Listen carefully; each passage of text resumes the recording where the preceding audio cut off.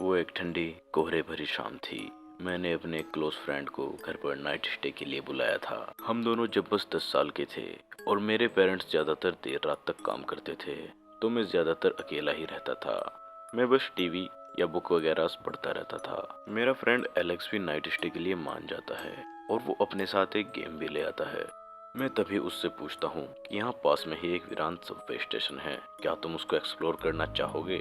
Alex भी ये सुनकर एक्साइटेड हो जाता है, तो हम अर्ली मॉर्निंग में जाने का प्लान बनाते हैं। ये सबवे मिड 1920s में बना था और 1929 में मार्केट क्रैश के बाद ये बंद हो गया था।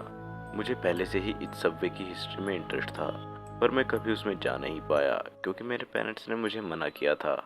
मैं अपने बेड पर आराम से सो रहा था, तभी मुझे घर के पीछे वाले जंगल से कुछ गनशॉट जैसी आवाज आई। हम दोनों ये सुनकर डरकर उठ जाते हैं और मैं एलेक्स से कहता हूँ कि शायद ये कोई शिकारी होगा, वो कभी कभी यहाँ शिकार के लिए आ जाते हैं। पर जब मैंने घड़ी की तरफ देखा तो वो रात के 11:39 हो रहे थे। अब ये काफी अजीब था क्योंकि शिकारी ज्यादातर रात के 8 से 10 के बीच ही जंगल में आया करते थे। मैं एलेक्स की तरफ देखता हूँ और बेड से उठकर जंगल में कौन है ये देखने के लिए विंडो की तरफ बढ़ता हूँ, पर कोहरे और अंधेरे के कारण मुझे कुछ साफ से ज्यादा दिखाई नहीं देता। मैं अब पीछे मुड़कर एलेक्स को देखता हूँ और तभी हमें फ्रंट डोर खुलने की आवाज आती है। ये सुनकर हमारी रूह कांप जाती है। हम दोनों आराम से बाथरूम में जाकर गेट्स और लाइट्स बंद कर देते हैं। हमें घर में छुपने के लिए सबसे सेफ जगह वही लगती है। हम दोनों बहुत डरे हुए थे और जितना हो सकता था हम उतना शांत रहने की कोशिश कर रहे थे। धीरे धीरे वो पैरों की आवाज और बढ़ती चली गई।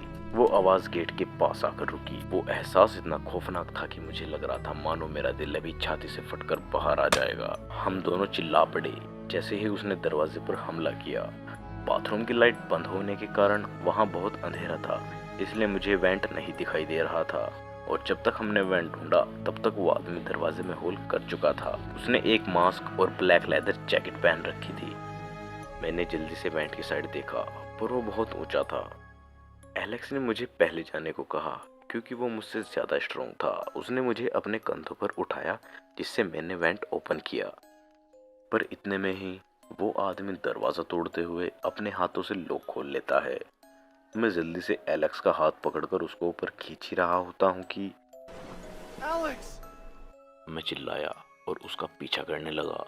मैं उसका पीछा करते जंगल के बीच उसी वीरान सबवे तक पहुंच जाता हूँ। ठंड और कोहरे के कारण मैं ज्यादा दूर तक का नहीं देख पा रहा था। सबवे के अंदर पानी भरा हुआ था जो बहुत ठंडा था।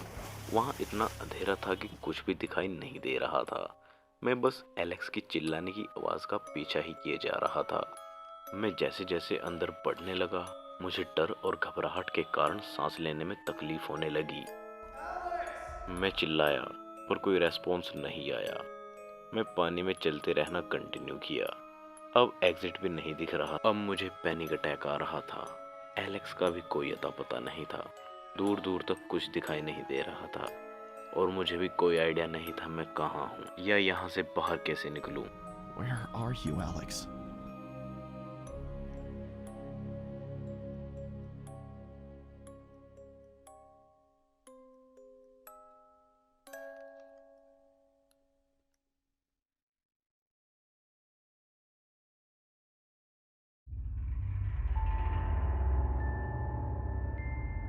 मैं ब्राज़ील में रहता हूँ और मेरी फैमिली एक नॉर्मल फैमिली थी। मेरे डैड एक इंजीनियर हैं और मेरी मॉम एक साइकोलॉजिस्ट। मैं अभी 30 साल का हूँ और ये घटना मेरे साथ जब हुई तब मैं कुछ 11 या 12 साल के आसपास था। ये स्कूल ब्रेक के टाइम की बात है। तो मैं, मेरी कज़न और उसका भाई जो तकरीबन 13 साल का होगा, छुट्टियों में अपने ग्रैंड पेरेंट्स के घर गए थे। वो एक गांव में रहते थे। हम वहाँ एक हफ्ते के लिए गए थे। स्टार्टिंग के 6 दिन परफेक्टली गुजरे। ना ज़्यादा ठंड ना ज़्यादा गर्मी और वो चिड़ियाओं की चहचहाने की आवाज़। सुबह सुबह वो कॉफ़ी की स्मेल और वो घर का खाना। एक शब्द में कहूँ तो एक बच्चे के लिए स्वर्ग। और फिर आती है छठे दिन की रात। मैं कभी नहीं भूल सकता वो आवाज़, वो एक्सपीरियंस। पता नहीं क्यों पर उस रात मुझे नींद नहीं आ रही थी। मेरे कज़न्स ऑलरेडी सो चुके थे। मुझको प्यास लगती है तो मैं किचन में कुछ पीने के लिए चला जाता हूँ। मेरा लक अच्छा था, हमारे फ्रिज में एक कोका कोला रखी थी। जब मैं किचन में पहुंचा तो मैंने देखा वहां मेरे दोनों अंकल बैठे हुए थे, जो फार्म ग्राउंड पर मेरे ग्रैंड पेरेंट्स की हेल्प करते थे। वे दोनों कुछ बात कर रहे थे। उन्होंने मुझे देखकर स्माइल पास की और फिर से आपस में बात करने लगे। मुझे याद नहीं वो क्या बातें कर रहे थे। फिर उनमें से एक दरवाजा बंद कर देता है। मैंने देखा कि दरवाजे पर बहुत ज्यादा ताले लगे थे, इंक्लूडिंग वो बड़ा सा वुडन बार। मैंने इतना नहीं सोचा, बस अपना पानी पिया और अपने रूम में लौट आया। उसके बाद रात में तेज आवाज के कारण मेरी आंख खुलती है। मैं उठा और मैंने देखा मेरा भाई अपनी बहन को गले लगाए बैठा था। वो बहुत रो रही थी और बोली, एलेक्स, तुमने वो सुना? तभी अंकल के चिल्लाने की आवाज आई। उस रात मैंने अपनी लाइफ का पहला गन शॉट सुना। आवाज से वो एक हंटिंग राइफल लग रही थी। मुझे गन्स की इतनी नॉलेज नहीं है, so I don't know the type. तभी मेरे अंकल रूम में आते हैं। उनके हाथ में एक राइफल थी। उन्होंने हमें देखा और राहत भरी सांस ली। वो मुस्कुराए और वापस जाने से पहले बोले, Stay away from the windows.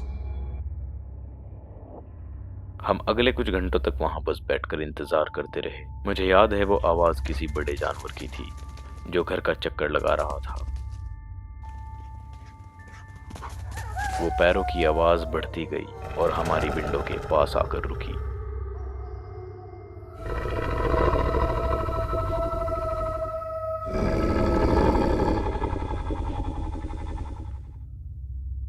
तभी गोली की आवाज आई। मेरी कजन चिल्लाई और मेरे अंकल रूम में आए और हमें किचन में ले गए। वो विंडो की तरफ बंदूक ताने खड़े रहे। वहां कोई नहीं था, वो बिल्कुल साफ थी। वो रात हमने किचन में ही गुजारी और एक अंकल हमारे साथ पूरी रात जागे रहे। सुबह उठा तो वो लगा जैसे कोई बुरा सपना था। मैं उठकर बाहर जाता हूँ क्योंकि मुझे सुबह का सूरज और ताजी हवा अच्छी लगती है। और मैं देखता हूँ कि बाहर बड़े पंजों के निशान थे। वो लगभग 6 सेंटीमीटर चौड़े थे और ये फुटप्रिंट्स और पंजों के निशान घर के चारों तरफ थे। मैंने अपने अंकल से पूछा और उन्होंने मुझसे कहा जैसे ये उनका रोज का काम हो। Well, this is our life here.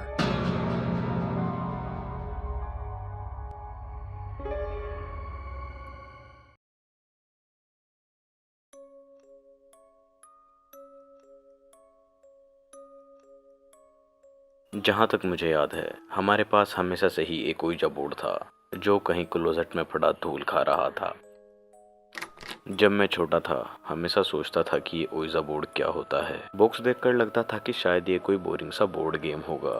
फिर एक दिन मुझे पता चलता है कि ओइजा बोर्ड क्या है और मैं तुरंत ही उसको क्लोजेट से निकाल लेता हूँ। मैं अपने भाई को मेरे साथ खेलने के लिए कहता हूँ और वो भी मान जाता है। हम दोनों अपने हाथ बोर्ड पर रखते हैं और मैं वही सब क्वेश्चन पूछना स्टार्ट करता हूँ। क्या यहाँ कोई है और क्या तुम मुझे सुन सकते हो? तभी प्लेनचेट मूव करना स्टार्ट करता है, पर वो मेरा भाई था जो मुझे डराने के लिए उसको मूव कर रहा था। कोई रेस्पॉन्स ना मिलने पर हम दोनों बोर होकर गेम को वापस बॉक्स में रख देते हैं।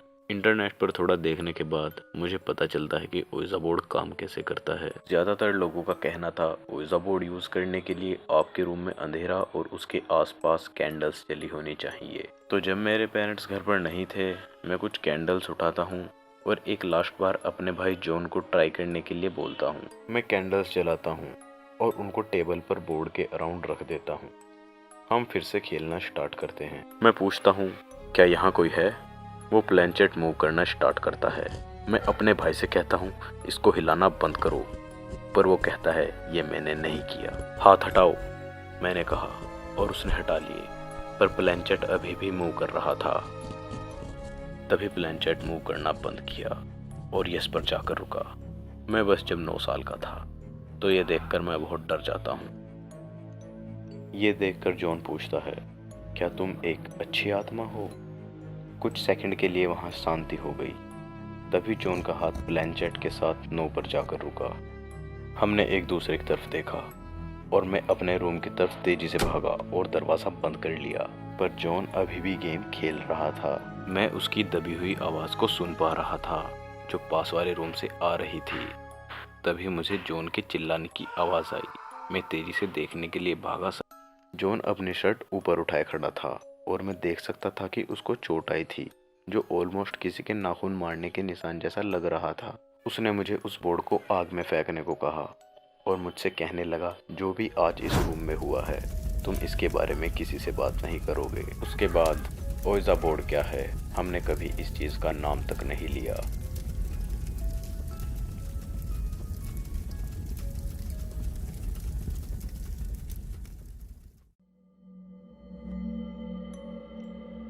मेरा नाम जैनेट है। मैं एक फाइनल ईयर मेडिकल स्टूडेंट हूँ। हमारी फाइनल रिक्वायरमेंट के लिए अब हमको दिए गए हॉस्पिटल से ही इंटर्नशिप करनी थी। ज़्यादातर हॉस्पिटल्स मेरे घर से दूर ही रहा करते थे और इस बार भी कुछ ऐसा ही था, तो मेरे पास बस यही चॉइस थी कि मैं बाहर रहकर ही अपनी इंटर्नशिप करूं। और इस बार का हॉस्पिटल एक ऐसे शहर में था जहां मैं पहले कभी नहीं गई थी। मैं अपनी दोस्त निक्की से पूछती हूँ, तुम्हें कौन सा हॉस्पिटल मिला है, और लकीली उसका भी सेम ही था। यहाँ तक कि उसका और मेरा शेड्यूल भी सेम था, तो हम साथ में ही रूम लेने की डिसाइड करते हैं। हम एक रूम रेंट पर ले लेते हैं। वो काफ़ी क्लीन और कंफर्टेबल था और साथ ही वो हॉस्पिटल के भी काफ़ी पास था। एक शाम तक सब ठीक था। मैं काम के बाद काफ़ी थक गई थी, तो मैं पास में ही कुछ खाने के लिए मैकडोनल्ड्स चली जाती हूँ। उसके बाद मैं वापस रूम में आ जाती हूँ। मेरा बंक बेड ऊपर वाला था और निक्की का नीचे। मैं बेड पर लेटे हुए ही मैसेज करती हूँ, पूछते हुए कि तुम किस टाइम तक आ जाओगी, क्योंकि हमने हॉस्पिटल में भी आज एक दूसरे को नहीं देखा था। और जैसा कि मैं उसके रिप्लाई का वेट कर रही थी, मैं बस फेसबुक पर एमलेसली स्क्रॉल किए जा रही थी। मैंने दरवाज़ा खुलने की आवाज़ सुनी। जब दरवाज़ा बंद था, लेकिन मैंने इसके बारे में इतना नहीं सोचा या ज़्यादा ध्यान दिया, क्योंकि निक्की के पास भी एक एक्स्ट्रा की थी एंड मैं भी एक फनी वीडियो देख रही थी, तो मैंने भी इस बात पर इतना ध्यान देना ज़रूरी नहीं समझा। तभी मुझे फील हुआ कि बंक बेड थोड़ा हिल रहा है, तो मुझे लगा कि निक्की भी शायद अपने बेड पर चली गई है। वीडियो देखने के बाद मैं अपना फ़ोन रख देती हूँ और उससे पूछती हूँ, अब तक तुम कहाँ थी? उसने कहा, कल के ब्रेकफास्ट के लिए मैं मार्केट से कुछ सामान लेने चली गई थी। फिर हम थोड़ी इधर उधर की बातें करते हैं एंड देन सोने का टाइम हो जाता है और वो मुझसे बोलती है, जाकर लाइट बंद कर दो। वो स्विच गेट के पास था और वो लगभग बेड से 5 मीटर दूर होगा। मैं पहले ही बहुत थकी हुई थी, तो मैंने उससे कहा, तुम स्विच के ज़्यादा पास हो, तुम उठकर बंद क्यों नहीं कर देती? उसकी आवाज़ कमज़ोर पड़ रही थी और फिर वो बोली, मैं नहीं कर सकती, मेरा सर बहुत दर्द कर रहा है। So I was like, okay fine, मैं ही कर देती हूँ। और मैंने उसकी तरफ देखा, पर बेड बिल्कुल खाली था। मैं डरी हुई रूम में इधर उधर देखती हूँ और सोचती हूँ ये क्या हो रहा है। वो अभी तो यहीं पर थी। मैं रूम में देखती हूँ कि कहीं वो मेरे साथ कोई प्रैंक या मजाक तो नहीं कर रही है। I even check my bathroom, पर वहाँ भी कोई नहीं था। मेरे हाथ कांपने लगे, मैं हिल नहीं पा रही थी। मैं बहुत शॉक्ड और घबरा गई थी, क्योंकि मैं अब तक बात किससे कर रही थी और उसकी आवाज़ भी बिल्कुल निक्की जैसी सेम थी। And I even feel the presence. Then all of a sudden मेरे फ़ोन की रिंग बजती है और वो निक्की थी। वो बोली, सॉरी जैनेट, मैं थोड़ा हॉस्पिटल में बिजी थी, इसलिए तुम्हारा रिप्लाई नहीं कर पाई। और अब मैं पास वाले मैकडोनल्ड्स में ही हूँ। मैं तुरंत ही फ़ोन कट कर देती हूँ और नाइट ड्रेस में ही घर से बाहर भाग जाती हूँ। मैंने नहीं सोचा कोई मेरे बारे में क्या सोचेगा। मैं बहुत घबरा गई थी। वो आखिर था कौन जो मुझसे बेडरूम में बात कर रहा था? मेरी कोई तीसरी आंख नहीं है, but I just talk to a ghost और सम टाइप ऑफ एंटिटी। उस इंसिडेंट के बाद हॉस्पिटल के बाद मैं हमेशा निक्की के साथ ही आया जाया करती थी, क्योंकि अब मुझे उस रूम में अकेला जाने से डर लगता था और मुझे उसके बाद नाइटमेयर्स भी आने लगे, जैसे कोई मुझे सोते हुए देख रहा हो। मैंने अपनी इंटर्नशिप खत्म की और अपने होम टाउन लौट आई। मैं बस उम्मीद करती हूँ कि जो नेक्स्ट पर्सन उस रूम में आए उसको ये हॉरिफिक एक्सपीरियंस ना मिले।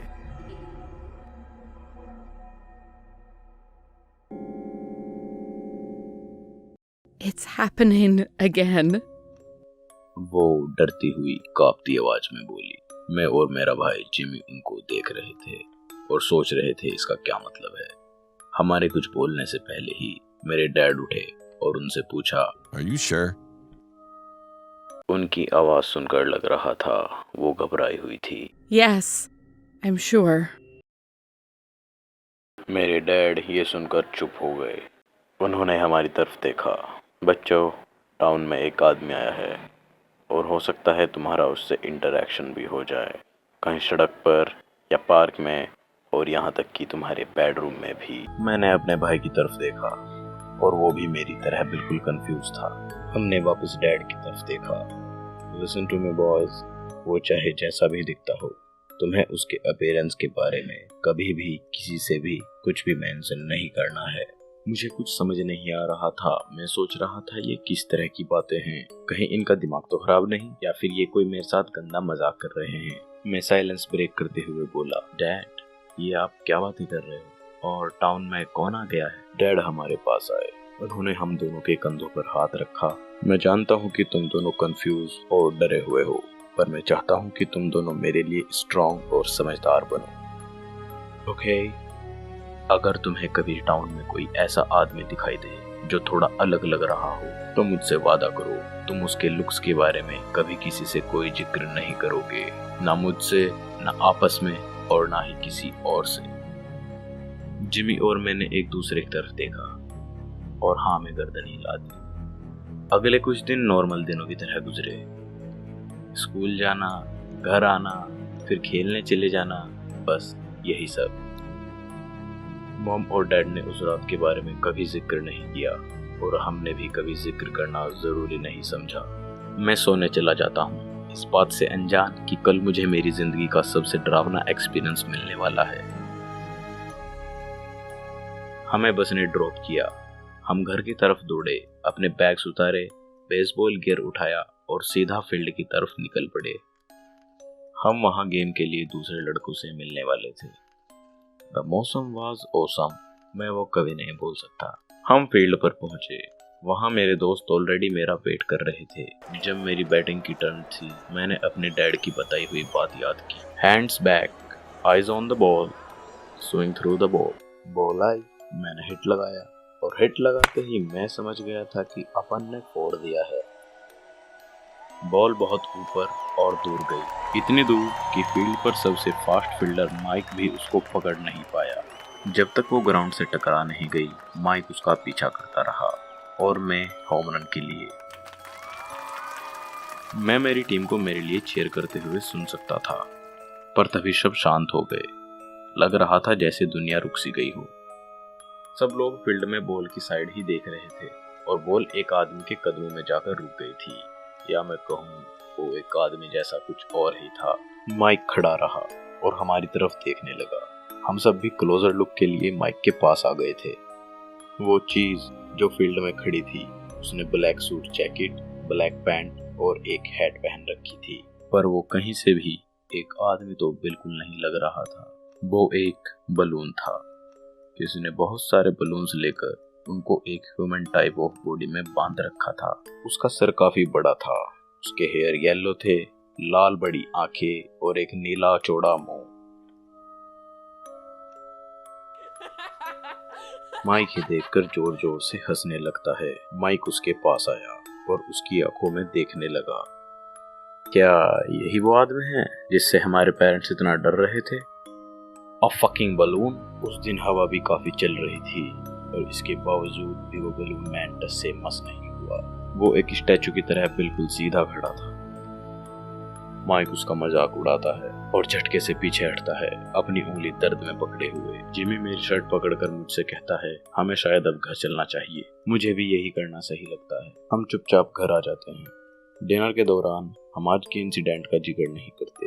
किचन में थोड़ी टेंशन थी, मानो लग रहा था जैसे उनको सब पहले से ही पता हो। उस रात सड़क पर एक चिल्लाने की आवाज गूंज गई। मैं कूदकर बेड से उठा। मैं और जिमी भागकर नीचे गए। अंदर ही रहो, डैड ने कहा, और ऑब्वियसली हमने नहीं सुना। माइक की मॉम बाहर खड़ी हुई चिल्ला रही थी। ये सुनकर अब आस पड़ोस के लोग भी उठने लगे थे। माइक की मॉम ने अपने हाथ में कुछ पकड़ रखा था जो कुछ बॉडी जैसा लग रहा था। उन्होंने अपने हाथ में माइक का ही बलून वर्जन पकड़ रखा था। उसने कपड़े भी माइक के ही पहन रखे थे। वो लगातार चिल्लाए जा रही थी और चिल्लाते हुए पूछ रही थी, क्या किसी ने माइक को देखा है? वे अपने घुटनों पर बैठ जाती है और उस बलून को कसकर पकड़ लेती है।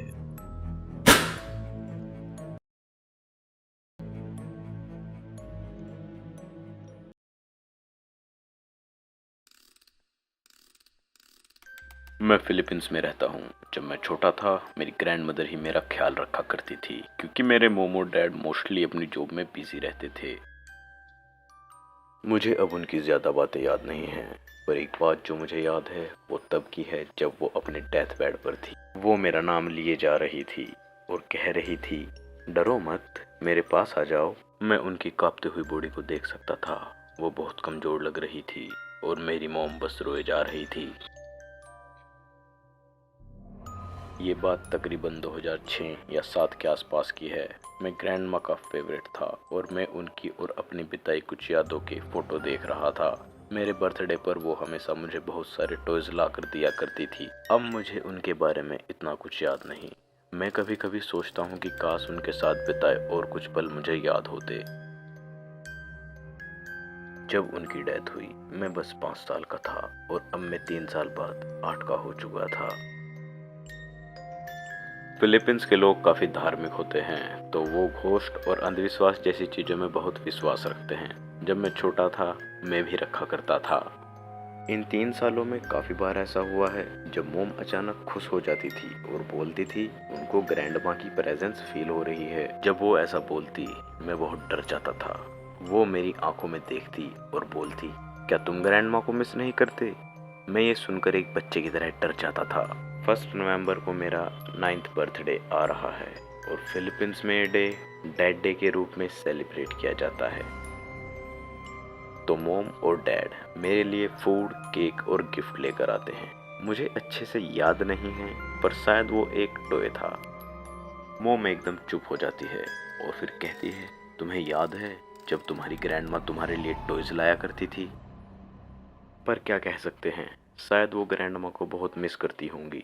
फिर कुछ देर बाद मैं सोने के लिए चला जाता हूँ और मेरी आंखें बस लगी ही थी।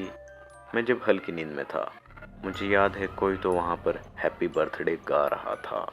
तो मैं नींद में ही अपनी थोड़ी सी आंखें खोलता हूँ और देखता हूँ कि वहाँ एक बूढ़ी औरत मेरे सामने वाइट ड्रेस में खड़ी होती है। तभी मुझे रियलाइज़ हुआ कि शायद ये तो मेरी ग्रैंड माँ जैसी दिख रही है। मैं जब नींद में था और मुझे वो अब अच्छे से याद भी नहीं थी, तो मैं पूरी तरह से श्योर नहीं था।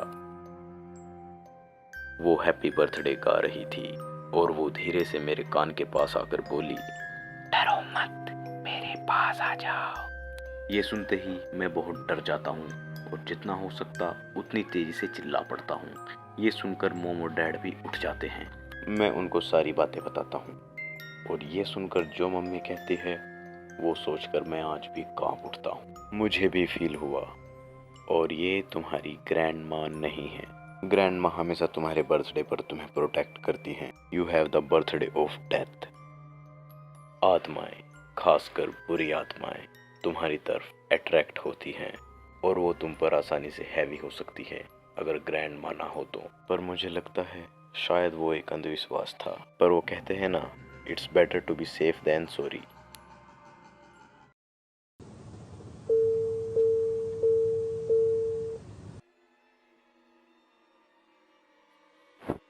जब मैं 23 साल की थी तभी मेरे बॉयफ्रेंड से ब्रेकअप हुआ था। तो मैं बस अपने होम टाउन से दूर हॉस्टन के लिए शिफ्ट कर रही थी। मैं एक नई शुरुआत करना चाहती थी। तब रात के 3 बज रहे थे। मैं हॉस्टन के लिए टेक्सास के एक छोटे शहर से निकल रही थी। तभी मेरी कार की गैस भी खत्म होने वाली थी, तो मैं गैस भरने के लिए वहाँ रुकी। वो बहुत सुनसान था, पर गैस स्टेशन अभी भी खुला हुआ था। मैं गैस फिल करते हुए अपने फ़ोन में देख रही थी। मेरी दूसरी साइड एक ट्रक आकर रुका। मैंने उस पर इतना ध्यान नहीं दिया, पर फिर मैंने अपना फ़ोन पॉकेट में रखा और देखा कि एक आदमी मुझे घूर रहा है। मैं उसकी तरफ देखकर स्माइल पास की। फिर जैसे ही मैंने अपनी कार की तरफ देखा, 4 आदमी उसके पीछे खड़े थे। मुझे वो बहुत वियर्ड और डरावना लगा। अब मैं बस वहाँ से जल्द निकलना चाहती थी। जैसे ही मैं अपनी कार डोर की तरफ बढ़ी, उन्होंने मुझ पर हमला कर दिया। मैं चिल्लाई और जोर जोर से हाथ पैर मारने लगी। उन्होंने मुझे ट्रक की बैक सीट पर लेटाया और जकड़ लिया। मैं अभी भी उनसे छूटने की अपनी पूरी कोशिश कर रही थी, पर कोई फ़ायदा नहीं हुआ। मैंने अपनी ज़िंदगी में इतना कमज़ोर और लाचार कभी महसूस नहीं किया था। I started scratching one man thinking कि अगर इन्होंने मुझे मार दिया तो इसका डीएनए मेरे नेल्स पर होगा। उन्होंने एक मॉडल के पास ट्रक रोका और मुझे रूम में ले गए। मैं फिर से चिल्लाई, उन्होंने मुझे मारना स्टार्ट कर दिया और चुप रहने को कहा। उनमें से एक ने कहा कि अगर मैं शांत रही तो मुझे नुकसान नहीं पहुंचाएंगे। उन्होंने मुझे एक बेड पर बांध दिया। वो एक पतली रस्सी थी, मानो किसी सूखी लेसिस हो। मैं बहुत घबराई हुई थी और बार बार उनसे मुझे छोड़ने के लिए बोल रही थी। मैंने उनसे कहा, मैं किसी को नहीं बताऊंगी, बस मुझे जाने दो। फिर वो आपस में कुछ बात करने लगे, पर मैं सुन नहीं पाई। रूम में बस बैग्स और बियर की कैंस थी। वहाँ देखकर लग रहा था कि वो इस रूम में कुछ दिनों से रह रहे हैं। उनमें से एक मुझे टच करने लगा और तभी पीछे से दूसरा लड़का बोला, हमें और बियर चाहिए। उन्होंने डिसाइड किया कि उनमें से एक मेरे साथ रूम में रुकेगा। उन चारों के जाने के बाद वहाँ बस मैं और वो लड़का था। उसकी एज काफी कम लग रही थी। मुझे लगा कि अगर मैं किसी तरह से निकल गई तो मैं इसको पीट कर यहाँ से निकल सकती हूँ। मैंने बहाना बनाया, क्या मैं बाथरूम यूज कर सकती हूँ? जैसे ही उसने मुझे अनटाई किया, मैं दरवाजे की ओर जोर से भागी। जैसे ही मैंने दरवाजा खोलने की कोशिश की, उसने मेरा हाथ पकड़ लिया। मैंने गुस्से में कहा, मुझे जाने दो, और वो एकदम डर गया। मैं बिना कपड़ों के ही एक कार के सामने भागते ही पहुंची। वो बूढ़ा आदमी मुझे देखकर काफी कंफ्यूज हो गया। उसने अपने विंडो नीचे की और चिल्लाते हुए बोला, ये तुम क्या कर रही हो? मैं उनकी तरफ भागी और मेरी हेल्प करने को कहा। उन्होंने मुझे पुलिस स्टेशन तक लिफ्ट दी। वहाँ ऑफिसर ने मुझसे कहा कि तुम्हें एविडेंस और एग्जामिनेशन के लिए हॉस्पिटल जाना चाहिए। अब मुझे घर की याद आ रही थी और मैं बस घर जाकर अपनी माँ से मिलना चाहती थी। पुलिस ने उनका सेम डे ही पता लगा लिया था और बाद में पता चला कि वो चारों ब्रदर्स थे। उनसे पूछताछ करने पर उन्होंने नहीं बताया कि वो मेरे साथ क्या करना चाहते थे या उन्होंने ऐसा किया ही क्यों। हालांकि वो लोग अब जेल में हैं, पर जो मेरे साथ हुआ उसको सोचकर मुझे अब भी डरावने सपने आते हैं। अब मैं पब्लिक प्लेस पर अपना फ़ोन यूज़ नहीं करती। मेरा करंट बॉयफ्रेंड बोलता है कि मैं थोड़ी पैरानॉइड हूँ, पर क्या मुझे नहीं होना चाहिए? मैं कभी भी अपनी लाइफ में दोबारा इतना वीक नहीं महसूस करना चाहती।